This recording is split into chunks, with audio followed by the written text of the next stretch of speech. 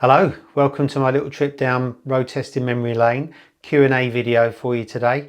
Thanks for all your questions and comments and observations as always. They're much appreciated and really interesting. I've been on my travels, been to Germany for a BMW launch. I mean, the launch season seems to be going on longer and longer each year now. Started in September for the Panigale V4S in Vallelunga.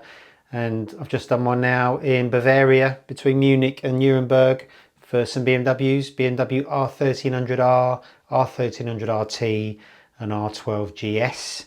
They also showed the R1300RS there as well. Had a great time. The rain followed me around as always, but you can read and see all about that in MCN online and on video. Hope you've enjoyed the last couple of videos, which one on my S1000RR race bike and one on Mark Forsyth's Ducati 888 Corsa, which hopefully we're going to be riding soon, which we couldn't find anywhere to ride it because it was too loud. Done a bit of push biking with my old mates down in Thanet, Planet Thanet, around Margate, around the coast, and Margate and Broadstairs and Ramsgate. And also went down to Crescent in Verwood to watch them celebrate their 75th birthday, which is pretty cool. But let's crack on with some questions, shall we? So the first one is from Mr. Dealin, and thank you for your question. You say, so we're talking about T-Maxes here. I own the exact same model with a bar riser, Chivy V47 top box and aftermarket rear shock, as well as new and balanced tyres. When I roll off the throttle from 70 to 80k and only have a finger on the bars, it goes into a wobble. However, very easily arrested with a light grip on the bars. Happens with the top box off as well. Any other owners experiencing similar? So you might think that's quite a niche, odd question to start with about scooters and their top boxes. But in actual fact, this is a thing that they do, and the tyre manufacturers call it shimmy. Now the T-Max, when you're going along, so if you put the cruise control on at 30 miles an hour and take your hands off the bars, they'll start wobbling, and if you don't put your hands back on the bar, it goes onto a full-on tank slapper and it will probably have you off. And it's not something you notice unless, like you say, you've got a light grip on the bars or you let go of the bars. All the time you're on the bars, it's fine. And tyre companies call that shimmy. And that happens a lot with long, heavy bikes. So kind of old generation sports tourers, some tourers, scooters, and it normally accentuates when you've got quite a lot of weight on the rear. So for example, my T-Max shimmies more with the top box loaded and the front end's light as a result than when there's no top box on it. And it can be eradicated with certain tyres. So when I've been lucky enough to be in the presence of Pirelli's test team in Sicily, when they've been doing their tyre tests, which are so involved, you couldn't even believe it. I mean, they test all their tyres to begin with on track because it's a controlled, repeatable test facility. Even sports touring tyres, even though they're not meant for the track, by testing them on track, you can, like I say, repeat the same kind of behaviour over and over again. And then they go off and test them in wet weather circuits on the road, do mileage tests and all the rest of it. But a lot of it starts on the track. And a Pirelli test rider will have a document that he needs to fill in every time he goes and tests a new tyre. So he might go and test a tyre for 5 laps and come in, he's got to answer a questionnaire. And he'll have something like 10, 12, 13, 14, 15 questions of how that tyre behaves on every single corner of the track. So it would be everything from ride quality, steering into a corner, how easy that is, how easy it is to steer back up again, the feel under braking, the feel under acceleration, the overall grip and everything in between. And one of those tick boxes is shimmy, and they actually make the shimmy start by riding along and whacking the bars and trying to get it into a wobble. And some tyres shimmy worse than others. So even though that you've got a new rear shock and balanced tyres, your actual make and model tyres might not be as shimmy proof as something else. So I've just changed my T-Max tyres from Bridgestone scooter tyres to Pirelli Diablo Rosso scooter. They make sports tyres for T-Maxes, so I'm going to give those a little bit of a go, and I'll let you know if the bike still shimmies. But yeah, shimmy is definitely a thing, and it's nothing to worry about. You know, it's inherent in some bikes, and it only happens if you take your hands off the bars. You'd never really notice if you gripped on. So really interesting question. So thanks for bringing that up. Thank you very much. Next is from Smilla 787. Right, this is to do with when we talked about what's high mileage for a bike, and a lot of you commented on all different aspects of mileage and what you look out for, what you do, what you don't do. And Smilla says, what a bunch of pussies. If you can't fix anything, 3,000 miles is way too much. Be a man, look at it. And if you get a great price for what you see, go for it. And mileage is only one thing to consider. How much work it needs, can you even work on it? Is it a rare or historically spectacular performing bike, unique design, bulletproof and the like? In other words, is it valuable beyond its parts? Again, you fix it yourself. This includes mechanically and cosmetically. Can you fix it yourself? Example, I'd be more likely to take some issues I find on a K5 GSX-R 1000 versus the same year GSX-R 600, simply because the K5 litre is more valuable and more worth my effort. It's all relative. That same GSX-R 600 versus a Katana, I'd fix the issues on the GSX-R 600 before the Katana, and so on. Mileage is only one simple measure, and my point is those who can't afford or can't work on their own bikes will always moan about anything that has seen use and pay for that snobbery with cash. Those also are the folks who never put any miles on their bikes, usually can't ride worth a damn, and the biggest posers. If I get a great price on an abused superbike of some notoriety, it's not broken in two, I'll consider it, if only for parts, but likely to rebuild it likely better than it was in its factory built condition. But I can fix every aspect of them, so they're that. Well, interesting opinion. Obviously you're a person that's able to fix bikes and enjoys fixing bikes and got the ability to fix bikes. But what I'd say is, you know, I see a lot of similar kind of comments on this channel, and especially MCN, where, you know, the kind of the nirvana of biking is be able to ride really fast, be able to work on your own bike, you know, be an absolute biking guru. But at the end of the day, you know, you might have seen videos I've done about riding, and you know, riding on the road is all a state of mind. And one of the things to think about, and something Bruce Dunn, one of our road testers, always said to me at the beginning, it doesn't matter when you're riding on the road. It doesn't matter if you're fast, if you're slow, if you keep up with your mate, if you don't, it really doesn't matter. And the great thing about bikes is that they give pleasure to people in lots of different ways. Everyone's touched by motorcycles differently. You know, some people love a lap time. Some people love a 500-mile day and everything in between. So, you know, it doesn't matter if you're mechanically amazing and you work on your own bike blindfolded, but it doesn't matter if you don't know one end of a spanner from another, and you take your bike to dealers.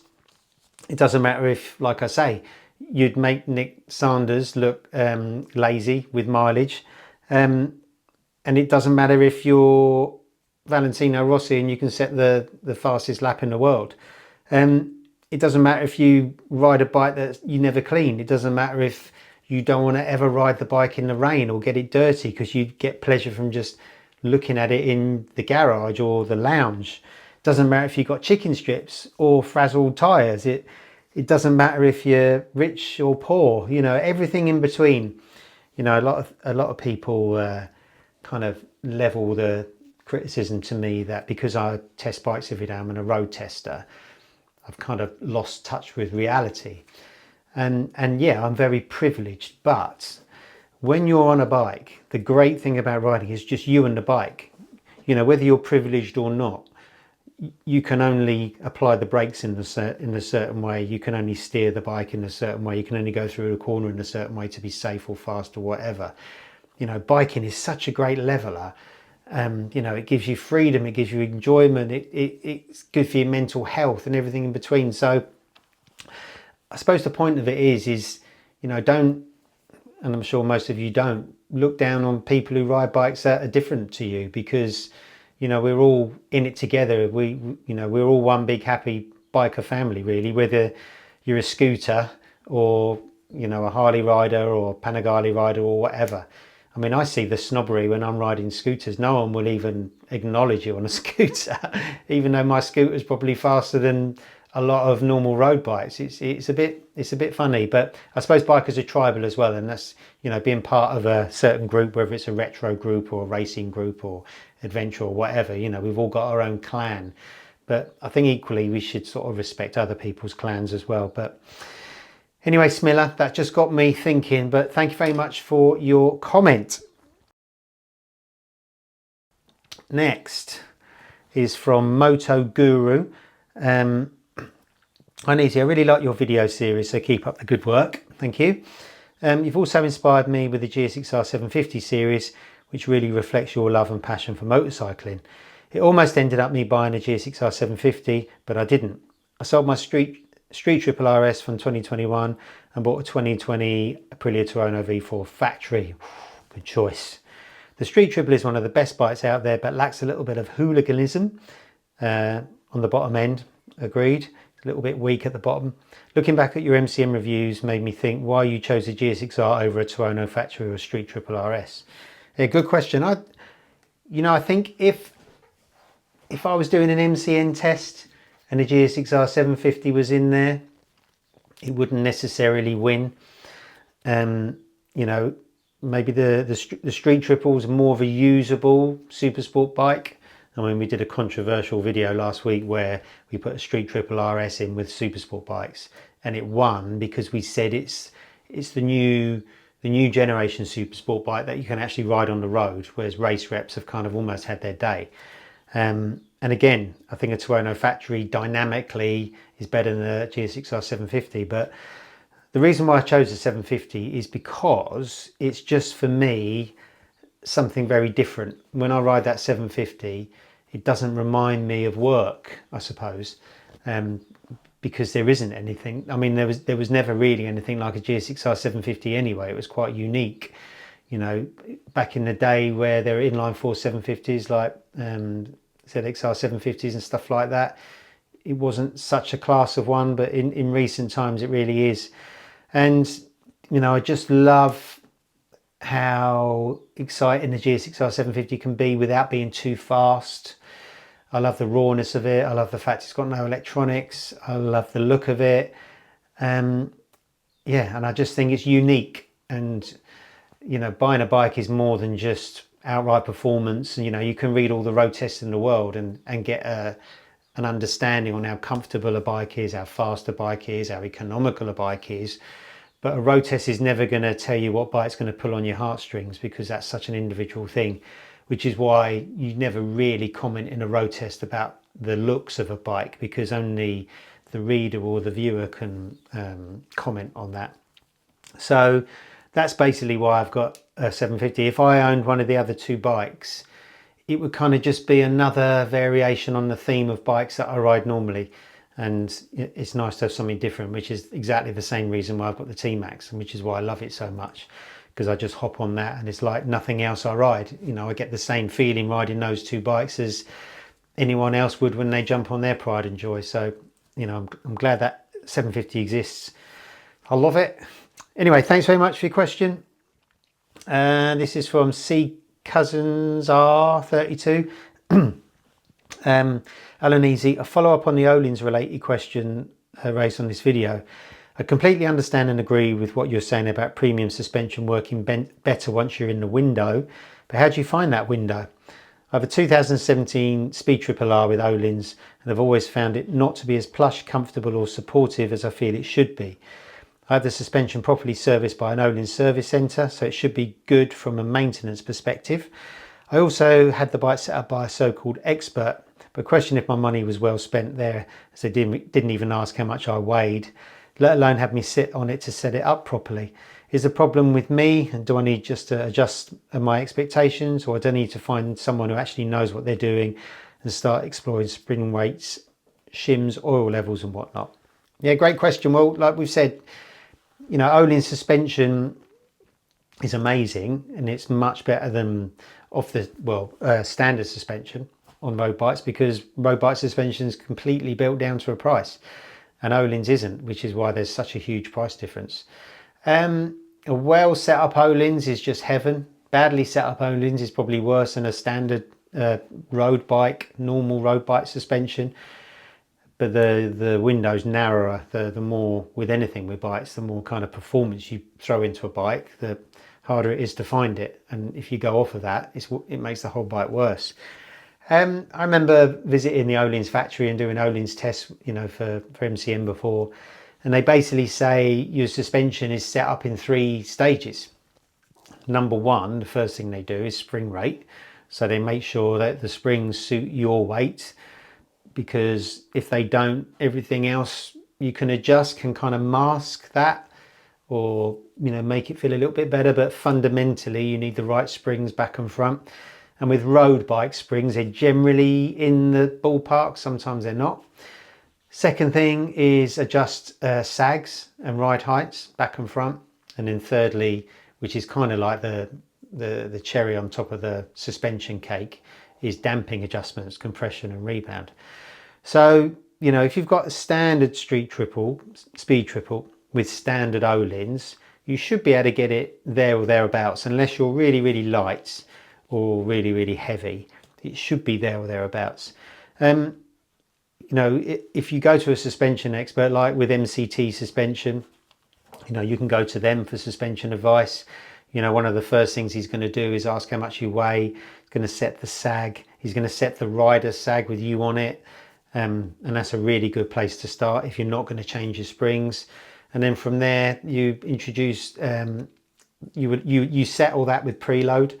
And then from there, you can sort of fine tune it with damping. What I would normally do, and maybe it's because I've come from a road background, is I can get to a really nice suspension setting on a bike, but I have to do it from soft. So, you know, sometimes when you jump on a bike, it doesn't feel right, and you're not quite sure why. Generally, that means it's too hard, and then it's hard to know where to go from there. But if you set your suspension really soft, you can feel it bouncing, and then that's a good place to start. So, you know, if I were you, I would start with setting your sags. You know, find out what the static sag and the rider sag should be for the bike. Then try and get some standard suspension damping settings to put into the bike, which you should either find in a manual or online somewhere. And once you've kind of got that base setting, then you can, you know, maybe just reduce the compression damping on both ends down a little bit, so it's just a little bit bouncy. And then you can just go carefully with the clicks, just one change at a time, back and front, just to sort of get it to feel nice and in the ballpark. But it wouldn't hurt to, you know, go to a suspension expert. There's 100% suspension that does a lot of track days, and MCT, there's K-Tech obviously, Maxton. I mean, there's lots of experts out there. But if you want it absolutely bob on, then springs is the best way to go. But for a road bike, I wouldn't have thought, unless it's, I can't remember those bikes as being completely wildly out. So maybe you just might want to return everything to standard and kind of start again. But I hope you get there. But thanks for the question. Right, next is from J Salami 9711. Right, rode 3 BMW S1000R 2016, 2022 and 2024 and found they had a vibration issue either right or left side of bars. You did not mention this and was wondering why not. I guess it was talking about those bikes in a test, I guess you're referring to. Did you go over 65 miles an hour? The vibration was a deal breaker for me, and I ended up with the 2023 NT10. I ride canyons and tracks. And he continues, I know this guy, me, gets paid for his reviews, but in my words and experience, he isn't honest.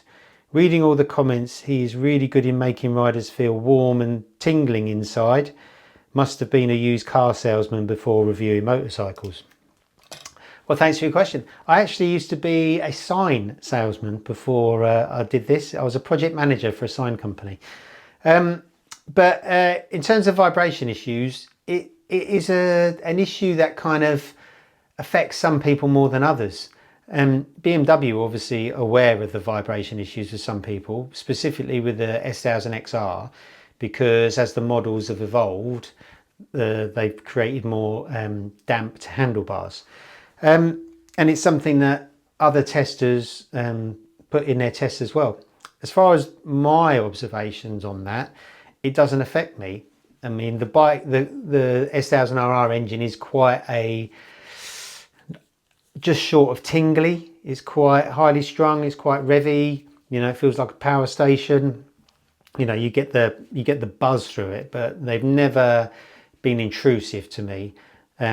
Conversely, some GSX-R1000s put my hand to sleep when they don't other people. So, you know, I think it's a very unique thing whether you notice the vibration in handlebars or not.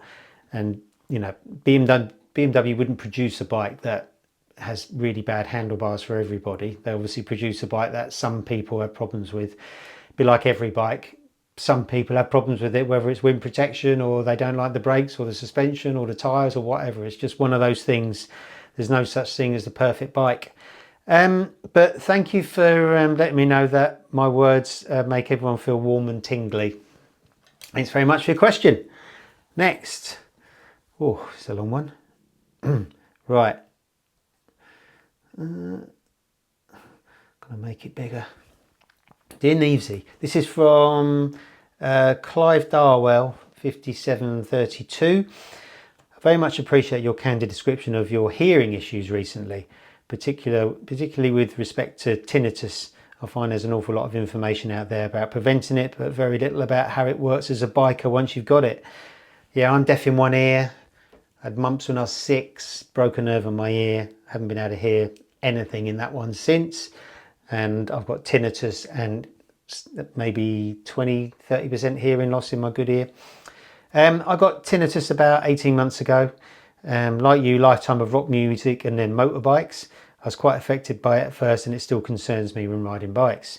I own a 2013 Versys 650, which I'm very happy with, except I struggle with helmet noise. It's fitted with a touring screen, and I've also got a wind deflector, which I'm experimenting with. I also use a Schubert S3 helmet, which fits well. I use 3M earplugs rated to around 37 decibels. Still, however, I find there's times when the helmet noise seems cacophonous. Good word. To the extent recently on an hour's ride, during which I was telling myself all must be fine as I have quality earplugs and helmet, I subsequently found myself with elevated tinnitus levels for several weeks. I'm slightly worried I may have caused additional damage, but maybe that's unlikely given the protection I was using. Maybe I'm now oversensitized and paying too much attention since developing tinnitus. So I wondered, despite your precautions, do you also find that some rides still sound very loud? Do you just get on with it, figuring that you're well protected? Obviously, sound perception is subjective. I was even thinking of switching bikes if it would help. I heard the Honda Transalp can be good for helmet noise, but considering the R1200GS due to their wind protection reputation, and despite it being bigger than I'd like, any thoughts, advice would be much appreciated. Well, I'm sorry you've got the tinnitus. It's flipping horrible. If you sit and think about it and it's quiet, it's just there all the time. So, I mean, I always listen to music and spoken word before I go to bed, just so it doesn't annoy me. Yeah, earplugs is a must. I've said before, I use those Max Light earplugs with everything, and I throw them away after every use, so they always stay fresh. And because they expand, for me, they're better than custom plugs, which just sit in your ear canal. And yeah, riding lots of different bikes, I really notice the bad ones. I've said a lot of times before, adventure bikes and tall rounders with screens which are quite vertical, no matter how they're shaped, are generally really loud, to the point that I don't sometimes like riding them, just because they completely dominate the riding experience. I mean, I've said, you know, the Tracer 9 is an amazing bike, but it's got the noisiest screen. I wouldn't buy one in a million years for that reason.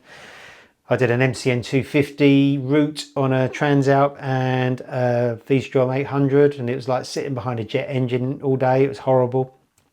So the things I've done to mitigate that in recent times is look for a quieter crash helmet, which is why I wear the a Shoei touring helmet now. It's got no scoops. It's got quite a slippery shell shape, and I find that's really quiet.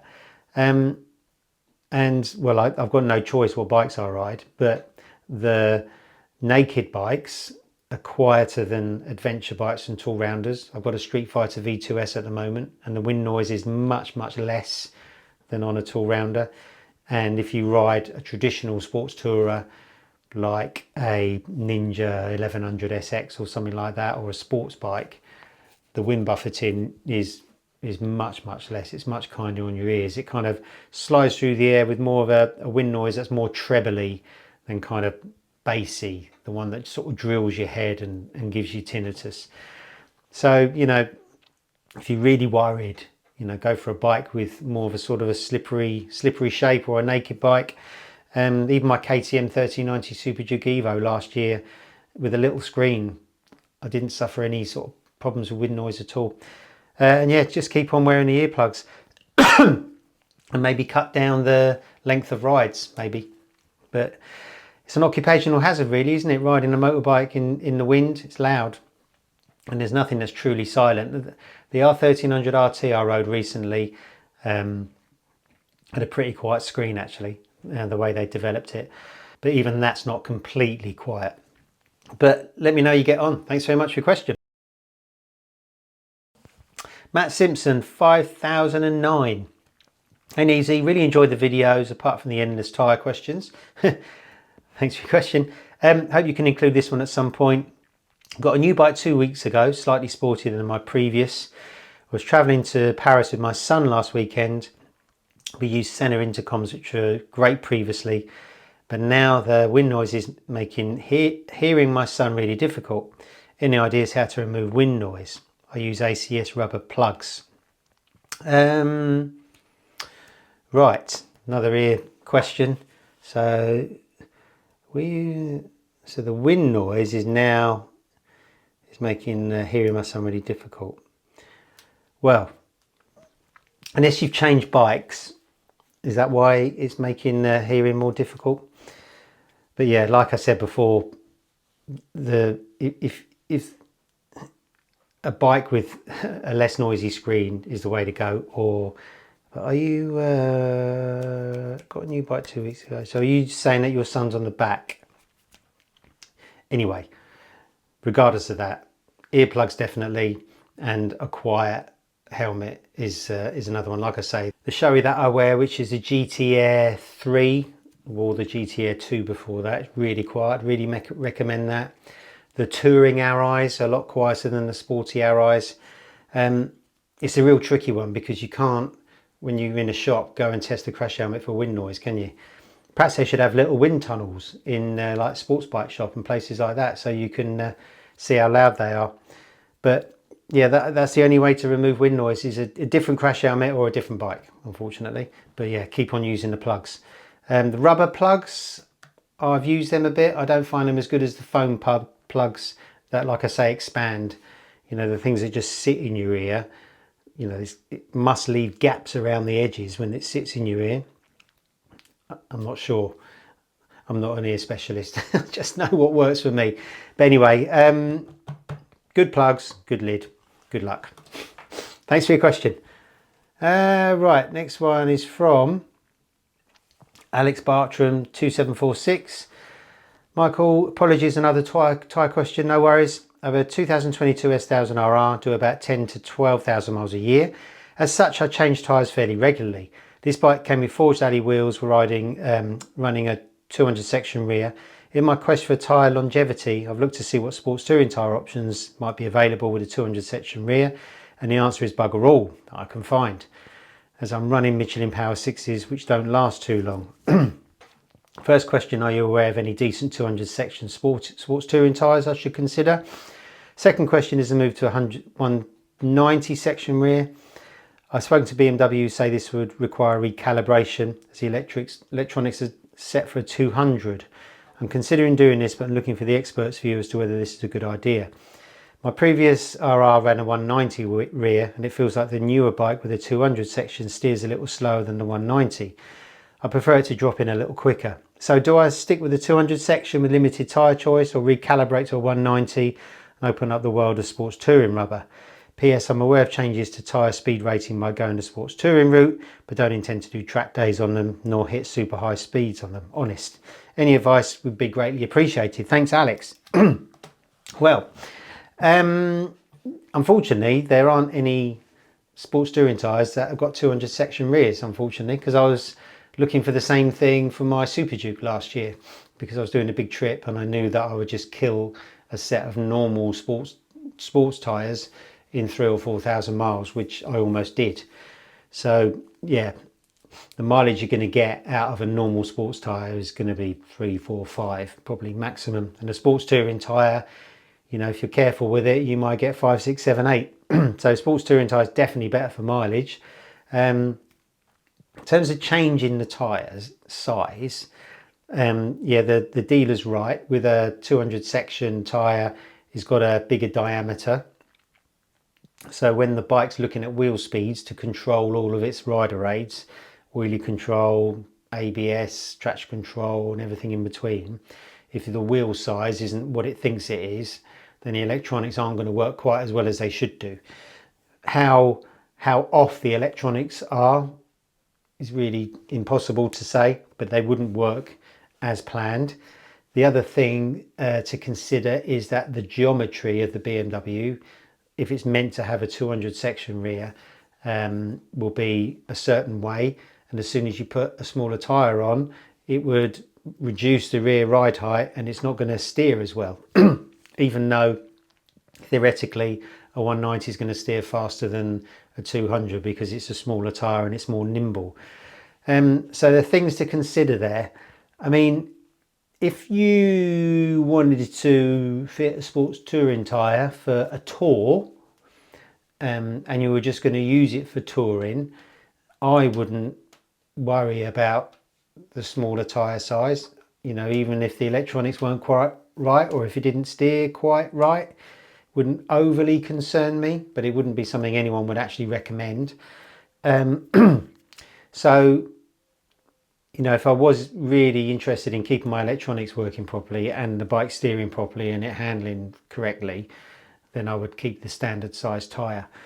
You know, if you did go down to a 190, you'd need to recalibrate the electronics, which is quite easy to do, I think, on a S1000RR. I think it's just a case of putting it in like calibration mode, riding it for a certain distance, and then everything resets. So that's not the end of the world.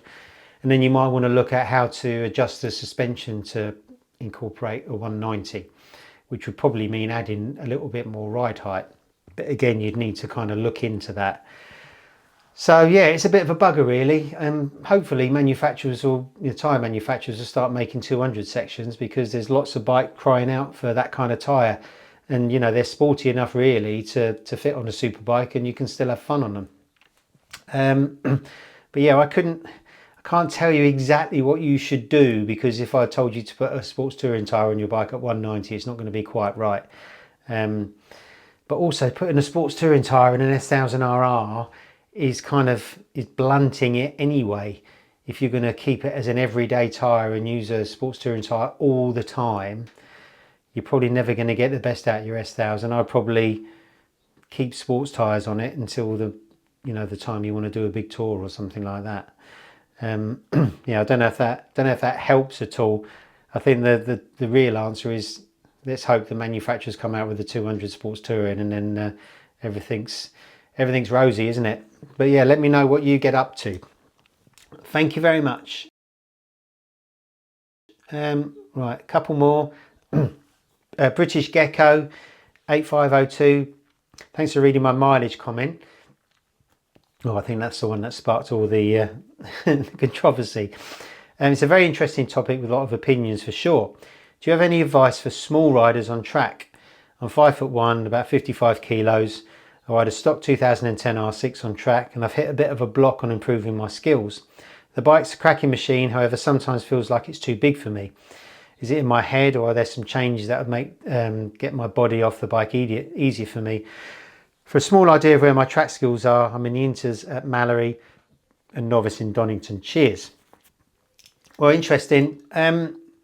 I don't think that your size would be a barrier to you sort of hitting a plateau on your bike.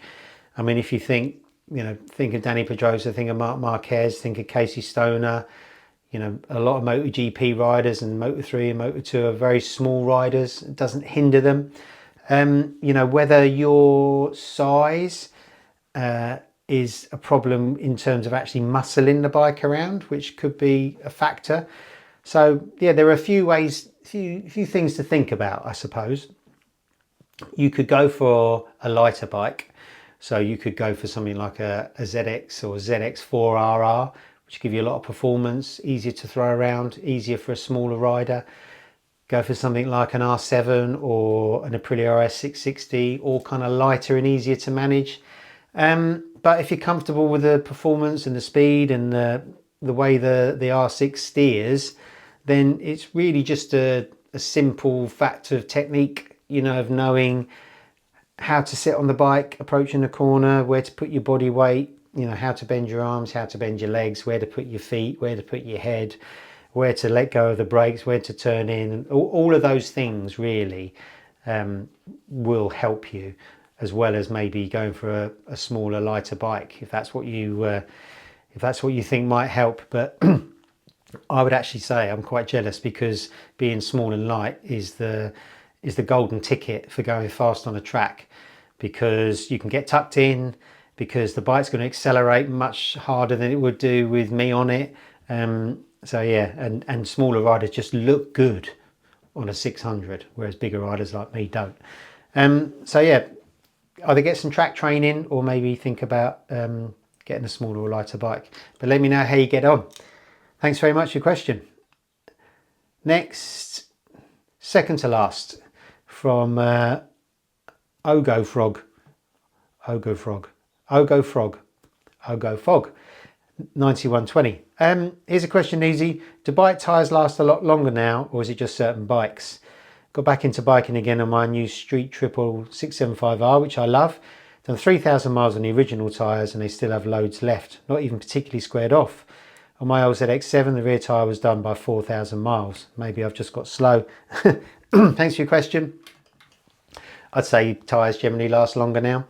Whenever we do tyre launches, new tyres have generally got more of everything. More wet grip, more dry grip, better feel, and better longevity. So I would say tyres last longer. It's hard to judge tyres by original equipment tyres. So the OE tyre on a 765R is going to be different from the replacement version. So they might have different mileage properties. Like I said before, for a rear tyre, for say a Street Triple 675 of a normal sports tyre, you'd probably get, like you say, a good 3,000-4,000 miles, maybe 5,000 miles before they start squaring off.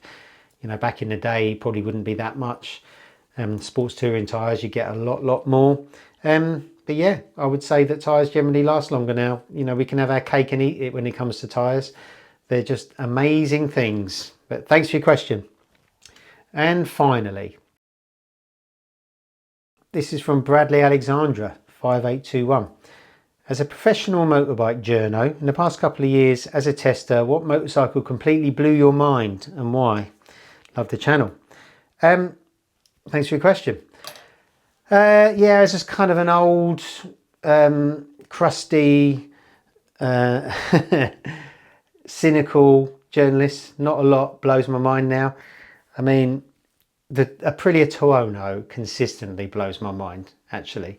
Every time I ride one of those, I just cannot believe how effortlessly fast they are, how easy it is to cover ground quickly on them, how incredibly plush the Ohlins suspension is on the factory version, how easy it is to steer, how quick they are, how incredible they sound. And I rode the latest one recently at Mugello, and yeah, that blew my mind. That would definitely be in my dream garage. So that always blows my mind.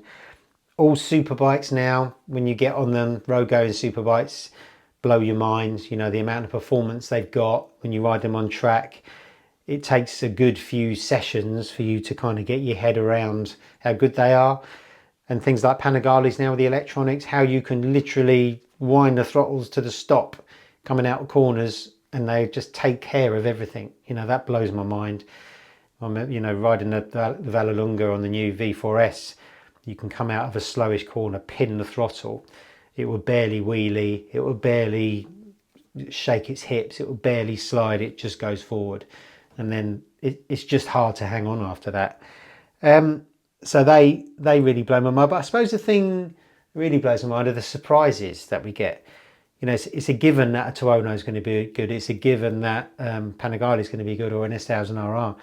So the things, I love it when, you know, you get surprised. So, you know, the latest generation of Royal Enfields of all things, you know, when that Interceptor 650 came out, absolutely brilliant. You know, for a bike that's built down to a price, that hasn't got any particularly amazing components on it. It just rides so well, it handles so well, just because it's been set up so well. This year's Honda GB350S, you know, a single cylinder bike that, you know, barely does 80, blew my mind because it's so cheap, it's so well made, it just makes you feel so good. Fantic Caballero 500s blow my mind for the same reason. It just makes me think, well, why spend twice the amount of money on a Ducati Scrambler or a Triumph Scrambler when you can have as much fun on this? And I suppose the latest one really was the new BMW R12 GS, which you can read the review on MCN. That's just, you know, you look at it and you think, okay, it's a retro, it's based on the 80s Dakar bike that they used to have. And it just makes you smile. It's just, you know, there's certain ingredients on bikes that just hit the spot for lots of different people, for lots of different reasons. Like I was saying for that earlier email, you know, bikes get us in a certain way and it's so unpredictable. And that's why we keep on doing it. And that's why bikes never get boring, because they'll always surprise you. Normally in a good way, sometimes in a bad way. But yeah, and race bikes, of course, they blow my mind. You know, when we get to ride the factory race bikes, or even my own S1000RR, blows my mind how quick it is. So there you go, bit of a longie, this one. Thanks for your patience. Thanks very much for watching. If you enjoyed this video, please like and subscribe, and I'll see you again on the next one.